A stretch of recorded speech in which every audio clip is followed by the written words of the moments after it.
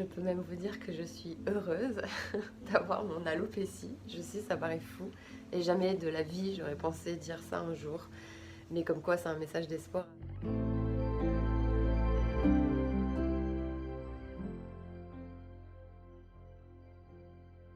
Salut, c'est Juliette Ozara. Je suis comédienne, scénariste et entrepreneuse. Et je suis atteinte d'alopécie universelle. Ça se voit pas du tout parce que je porte une perruque qui est très naturelle. Mais à l'âge de 22 ans, il y a 10 ans, j'ai perdu la totalité de mes cheveux, mes poils, mes cils et mes sourcils. Alors, je l'ai découvert en me coiffant. Un soir, je voulais me faire un chignon banane, chose que je fais jamais. Et je voulais voir ce que ça donnait de dos dans la nuque. Et là, je vois qu'il me manque des cheveux en bas à droite. Je m'en rappelle très bien. Je me suis demandé ce que c'était, mais je me suis pas alarmée plus que ça. Enfin, je savais pas ce que c'était, donc je me suis dit, bon, bah, ça peut arriver, genre, je sais pas. Je me suis pas posé vraiment de questions. Et très peu de temps après, j'ai vu qu'il y avait une deuxième plaque, là pour le coup, qui se voyait sur le dessus du crâne. Et là, j'ai contacté donc un premier dermato. J'ai suivi plein de traitements. J'ai été voir un nombre incalculable de spécialistes.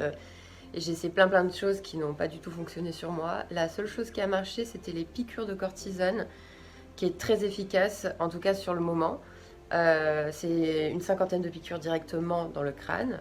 Elles sont pas très agréables, mais j'étais tellement désespérée, j'étais prête à tout pour pouvoir récupérer mes cheveux. C'est un mois plus tard déjà, j'avais les premières repousses. Au début, c'était comme du duvet, comme des cheveux de bébé. Et puis, dès que j'ai arrêté la cortisone, mes cheveux sont retombés entièrement. Alors, j'ai pas mis tout de suite de perruque. J'ai attendu jusqu'aux derniers cheveux qui tombent. Et de A à Z, j'ai tout fait pour les cacher. Au début, je coloriais les plaques à l'eyeliner. Comme je suis brune, bah, ça se voyait pas du tout. Et j'avais des cheveux vraiment comme ça, voire plus. J'avais vraiment une crinière de lionne. Ils étaient super épais et j'arrivais à cacher jusqu'au moment où après ça s'est tellement vu, puis j'en avais quasiment plus, il me restait deux mèches devant. Je mettais des bonnets et jusqu'au jour où, bah, comme je pouvais plus sortir de chez moi, j'avais même arrêté mes cours de théâtre à cause de ça. Je pouvais plus travailler, je pouvais plus rien faire parce que je me cachais. J'ai décidé d'acheter la première perruque. Et alors la première, comme j'avais pas les moyens de m'en payer une belle, ça allait pas du tout. Et en plus, c'était des cheveux courts. Après, j'en ai une deuxième plus jolie où j'ai investi. Euh, et là, je me sentais pas bien non plus parce que je suis passée de cheveux très longs à cheveux courts d'un coup. C'était plus moi. Et voilà, mais en tout cas, moi je suis plus team perruque. En tout cas, maintenant, je me sens bien comme ça, je m'amuse, j'en ai plein de toutes les couleurs, de toutes les coupes. J'en ai coupe à la garçonne, carré, j'ai même une perruque rose, j'ai blond, tout. Et voilà. Mon regard sur les perruques, c'est que j'adore ça. Franchement, je me régale quand je vais dans des magasins de perruques. On dirait une enfant, j'en essaye plein. Ça me fait des têtes différentes, je me reconnais pas, j'aime trop ça. C'est un peu un jeu pour moi maintenant. Attention, au début c'était extrêmement difficile. Quand je rentrais dans un magasin de perruques, je pleurais. Je me rappelle très bien. Et maintenant c'est comme si c'était des personnages et je m'amuse avec. Après, je suis comédienne, j'adore ça. Donc maintenant c'est un kiff. Et l'autre jour, on rigolait avec mes copines. Je leur ai prêté mes perruques et c'était trop drôle. Mais avant d'en arriver là, j'ai bien pleuré, hein, je peux vous le dire. Les accessoires indispensables quand on a une pelade. Alors moi, c'était l'eyeliner. Je sais, c'est très bizarre à dire comme ça, mais en tout cas, quand on est brune, ben, franchement, les plaques que j'avais là, mais je mettais de l'eyeliner, on voyait rien. Vous faites une frange par-dessus, ça peut sauver, franchement. Voilà, après, j'avais aussi beaucoup de bandeaux pour cacher la frange aussi. C'est pas mal parce que quand il y a du vent et que vous marchez dans la rue, vous n'êtes pas à l'aise, vous avez peur que les mèches bougent, que ça se voit, enfin ça devient une psychose absolue. Donc je conseille ça, et sinon les bonnets. Mais bon, en été, je me rappelle, je faisais ça en été. Et il fait trop chaud, donc voilà. Mais en tout cas, l'hiver, vous pouvez faire ça. Il y a les turbans aussi. Moi je sais que j'en ai pas, mais ça peut être très joli. Et pour ce qui est cosmétique, l'eyeliner, je rigole parce que je le fais tous les jours. Et tout le monde me demande comment je fais pour le faire aussi bien, mais je le fais tous les jours, c'est pour ça. Donc maintenant c'est facile et je mets même plus de temps. Euh, Il y a les fossiles aussi, mais je les conseille pas. Moi je les mets que pour les shootings. Parce que déjà la colle ça brûle les yeux, ça me donne de l'allergie, c'est pas agréable et on les sent se décoller toute la journée, c'est insupportable, ça tient pas. Voilà, moi quand j'ai perdu mes cils, ça m'a aidé à assumer le reste et à me dire que bah, de toute façon je vais pas avoir des faux cils toute la journée comme une perruque que je peux avoir tout le temps. Et ça me dérangeait trop, du coup je me suis dit bah tant pis en fait, tu vas mettre de l'eyeliner, j'allais dire mascara, de l'eyeliner. Et puis voilà, et puis t'assumes, puis si on le voit, bah tant pis, c'est comme ça. Voilà, mais ça n'a pas été facile, hein. Alors aujourd'hui, mon état d'esprit n'est plus du tout le même. Je peux même vous dire que je suis heureuse d'avoir mon alopécie. Je sais, ça paraît fou. Et jamais de la vie, j'aurais pensé dire ça un jour. Mais comme quoi, c'est un message d'espoir à toutes celles qui traversent cette épreuve que je sais qui est tellement difficile à vivre. Mais si j'avais pas eu ça, au final, je ne serais pas la femme que je suis aujourd'hui. Ça m'a poussée à me poser des questions, à changer aussi, parce que à 22 ans, j'étais vachement portée sur le physique, j'étais beaucoup plus superficielle et je misais beaucoup là-dessus. Aujourd'hui, au final, c'est tout l'inverse, je m'en fous. je je m'en fous. En fait, j'aime être belle et tout, enfin être coquette, belle entre guillemets.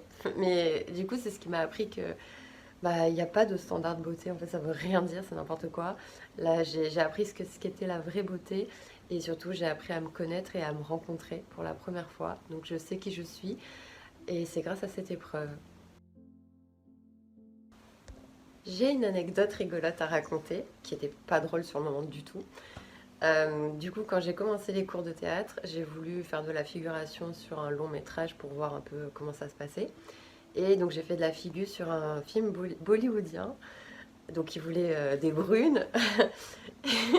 Je suis chauve, on va pas le dire. Et donc le plateau de tournage, c'était sur les deux côtés de la rive du pont Alexandre III. Donc il y avait un côté où il y avait les préparatifs, maquillage, costume, etc. Et une fois que les comédiens étaient prêts à pouvoir tourner, on allait chacun de l'autre côté de la rive tourner le film dans la boîte de nuit. Mais avant d'en arriver là, on te vérifie 50 000 fois. Donc d'abord tu passes au maquillage, ce que j'ai fait. Mais encore, c'était très dur pour moi parce que je me dis, mon Dieu, elle va soulever ma frange, ça va être une catastrophe. Enfin bon, bref, ça va se voir, hein. Je devenais folle. Et puis, il y a la deuxième étape où tu dois passer à la coiffure. Moi, c'était hors de question. Du coup, je me faufile, sachant qu'il y avait quand même 200 figurants, un truc comme ça, c'était énorme, en Bollywood. Et du coup, il y a un premier mec qui me vérifie pour le maquillage. Il me dit OK. Du coup, je dois aller voir un deuxième mec. C'était un peu comme des mecs de la sécurité qui me dit oui, est-ce que vous êtes passé à la coiffure et tout. Je dis oui, c'est bon, regardez, je suis bien coiffée et tout, hein. Personne m'a touchée. Et au final, il avait pas l'air très sûr et je me suis échappée. Je me suis mis à courir sur le pont Alexandre III. J'avais des talons comme ça. J'étais habillée comme pour une robe de soirée pour la scène de boîte de nuit. Et il pleuvait des cordes. Et je courais comme ça. Je disais c'est bon, personne n'a vu et tout. Mais vraiment, mise en abîme, le film dans le film, c'est ma vie le film.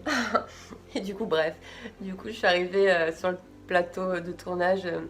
Il y avait tous les techniciens, les grues, les caméras qui étaient prêtes. J'étais la première, du coup, j'ai attendu pendant, je sais pas, 3 quarts d'heure comme ça, toute sage, voilà, toute prête. Mais personne l'a su. Et en fait, j'en rigole tellement aujourd'hui. Bon, voilà. J'ai plein d'anecdotes sur les plateaux de tournage, des drôles et des moins drôles. Mais voilà, j'espère que ça vous a fait rire. Alors si j'ai un message à faire passer, c'est que vous êtes tous merveilleux tels que vous êtes, que tous les corps sont beaux et que tous les corps ont leur place dans cette société. Je sais à quel point c'est dur le regard des autres. Je sais que dans tous les sens, sur toutes les formes de médias, que ce soit même au cinéma, sur les réseaux sociaux ou sur les pubs, il y a des standards de beauté qu'on nous impose Mais au final, tout ça, c'est des modes, ça passe, ça fait aussi partie des cultures. Enfin, il y a des pays, par exemple en Afrique, en Tanzanie, c'est les femmes qui ont la tête rasée à l'image des lionnes. Et c'est comme ça qu'on les trouve belles. Donc voilà, ça dépend des sociétés. Aujourd'hui, c'est une mode d'avoir une grosse bouche, des grosses fesses. Le lendemain, ce sera l'inverse. Donc franchement, on s'en fout. Euh, Franchement, venez, on brise tous les codes. Ah oui, et pour le mot de la fin, je vais quand même l'enlever. Je vais vous faire honneur.